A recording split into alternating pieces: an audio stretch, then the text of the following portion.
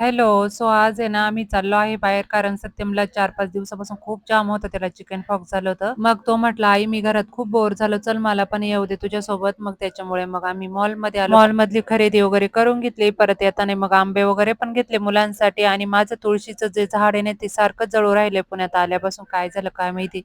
परत एक तुळशीचा पौधा घेतला. त्यानंतर मग घरी आले. घरी आल्यानंतर मुलांना आंबे वगैरे कट करून दिले. मी पण खाल्लेला.